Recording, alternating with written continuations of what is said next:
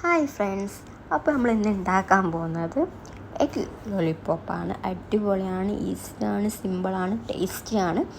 അപ്പോൾ നമുക്ക് ഉണ്ടാക്കാം. ഉള്ളി, വെളുത്തുള്ളി, ഇഞ്ചി, പച്ചമുളക് ഇത് 3 മുറിച്ച് വെക്കുക. 3 പുഴുങ്ങിയ മുട്ട വെള്ള വേറെ മഞ്ഞ വേറെ ആക്കിയിട്ട് മിക്സ് ചെയ്ത് വെക്കുക. എന്നിട്ട് നമുക്ക് ഒരു പാത്രത്തിൽ ഓയിൽ ഒഴിക്കുക. ഈ മുറിച്ച് വെച്ച ഉള്ളി, പച്ചമുളക്, ഇഞ്ചി, വെളുത്തുള്ളി ഇത് നമുക്ക് പാത്രത്തിലിട്ട് നല്ലോണം മിക്സ് ചെയ്ത് വെക്കാം. മിക്സ് ചെയ്ത് ഒരു വാടിയൊരു രീതി എത്തുമ്പോൾ ഉപ്പിടുക, മുളക് പൊടി, മഞ്ഞൾപ്പൊടി, കുരുമുളക്, ഗരം മസാല ഇതെല്ലാം ഇട്ടിട്ട് നല്ലോണം മിക്സ് ചെയ്യുക.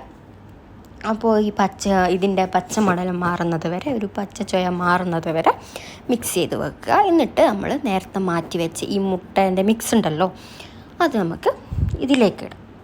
അപ്പോൾ പിന്നീട് നമ്മൾ ഈ ഒരു മുട്ട എടുത്ത് നമ്മൾ ബീറ്റ് ചെയ്ത് വെക്കുക.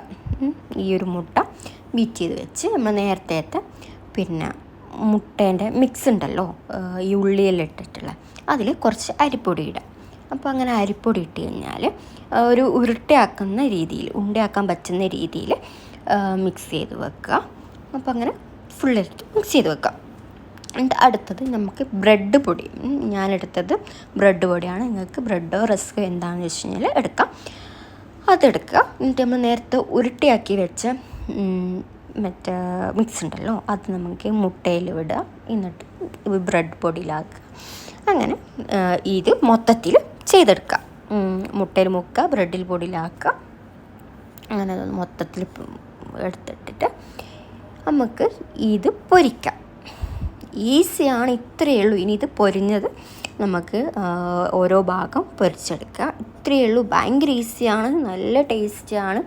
അപ്പോൾ നിങ്ങളത് എന്തായാലും ട്രൈ ചെയ്ത് നോക്കണം. വീഡിയോ സബ്സ്ക്രൈബ് ചെയ്യണം, ലൈക്ക് ചെയ്യണം, ഷെയർ ചെയ്യണം, സപ്പോർട്ട് ചെയ്യണം. അപ്പോൾ അടിപൊളിയാണ്.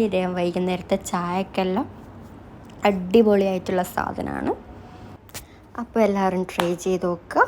അടുത്ത വീഡിയോ ആയി ഞാൻ പിന്നെ വരാം. ടാറ്റാ.